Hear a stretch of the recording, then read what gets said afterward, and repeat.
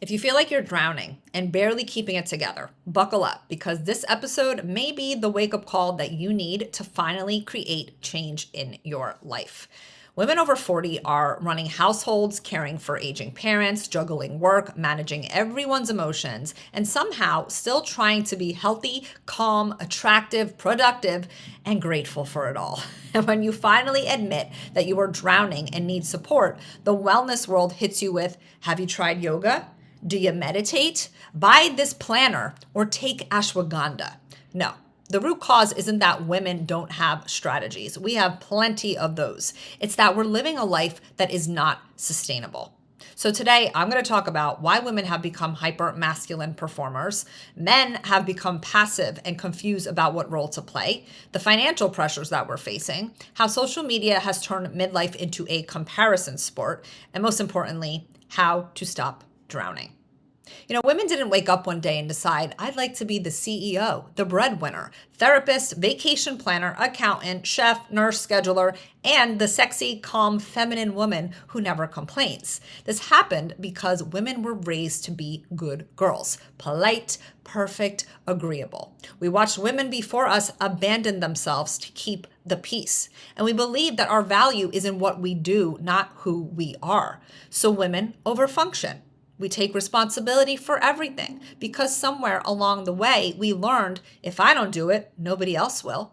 And that morphs into if I stop, I'll be judged. If I rest, I'll be lazy. If I ask for help, I'll be a burden. Women are terrified to let go. But perimenopause strips away your hormonal fuel, if you will, for that overfunctioning. Your body finally calls your bluff. You cannot live in fight or flight and expect peace, really good sleep, a good body, or balanced hormones. And nobody tells women that their symptoms are consequences. We just blame physiology and we ignore lifestyle. And then we have a lot of men who have checked out. Not because they're bad men necessarily, but because many women lead in the home. They don't ask for help. If a man does attempt to help, women often criticize because we're perfectionists. Men often feel useless, so they stop helping.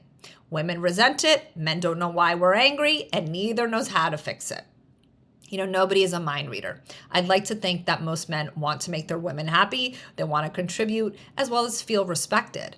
But us women, we often communicate needs like accusations. You never help. I'm always the one doing everything.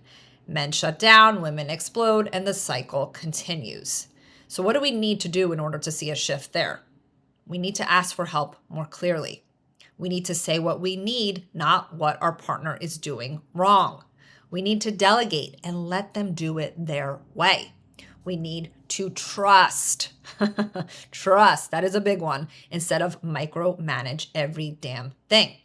A good partner steps up when invited, not when attacked. And when you communicate your desires with clarity versus resentment, watch your relationship transform.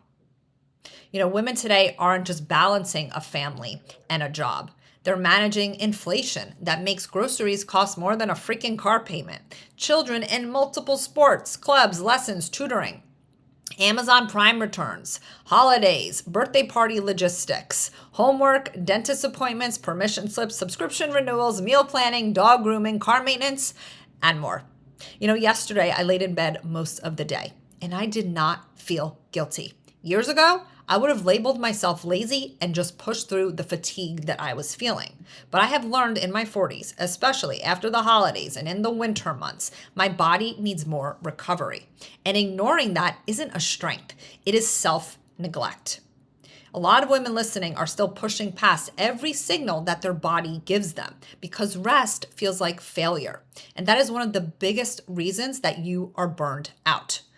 It's not just the tasks. It's constantly being on. We volunteer out of guilt, not desire. School committees, fundraisers, extracurricular chaos. No one stops to ask, why do kids need to be enrolled in 3 sports at once? Who said childhood must be a resume? Your daughter doesn't need gymnastics, soccer, dance, and piano at age 8. Your son doesn't need hockey and lacrosse simultaneously. Your family is exhausted, and for what? And then there's social media. 20 years ago, you compared yourself to your neighbor. Now you're comparing yourself to 25-year-old influencers who don't have any kids, women over 50 with trainers, surgeons, and peptides, celebrities who went from body positivity to Ozempic chic overnight. You're not just scrolling, you're evaluating your worth. You see the vacation that you're not on, the kitchen that you don't have, the body you can't seem to get, the marriage that looks effortless, the business or career that seems more successful. No wonder women think that they're failing. So what do? Instead of chasing supplements, fancy testing, or whatever new trend somebody is pushing in social media, consider the following. Creating clear boundaries so that you're not overextended. Having the courage to say no without apologizing. Making time for self-care that actually supports your body versus punishing it. Nurturing a nervous system that knows how to regulate itself. Nourishing your body with quality food, quality products, hydration, rest, and movement. And communicating with your partner and inviting him into leadership so that you don't have to make every damn decision. This is where true healing starts. Using your voice versus stuffing your feelings down, asking for help before you are in tears, letting others carry some of the weight, saying no without justification, and slowing down before your body forces you to.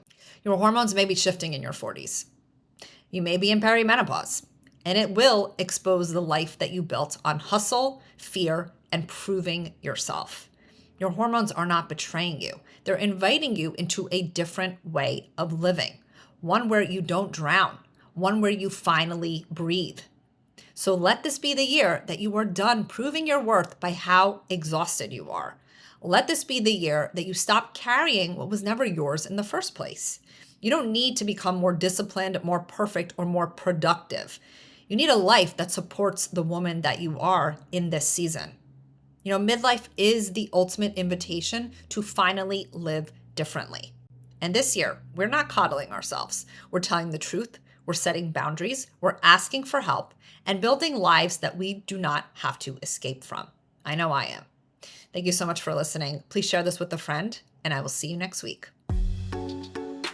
Hey, before you go, if you want to know the 10 things that I do every day to improve my energy, mood, and maintain a healthy weight in perimenopause, grab my free resource, Perimenopause Daily Checklist, via the link in the show notes. You'll learn my daily morning and evening rituals, how I reduce overwhelm and get stuff done, how to structure meals to feel good, and much more. Perimenopause doesn't have to be such a struggle. Let's flip the script so you can feel and look your best. The information provided is for educational and informational purposes only. I am not, nor do I act as a doctor or any other medical professional. I am not providing healthcare, medical services, or attempting to diagnose, treat, prevent, or cure any physical, mental, or emotional disease or condition. The information shared is not intended to be a substitute for the professional medical advice provided by your own medical or mental health provider.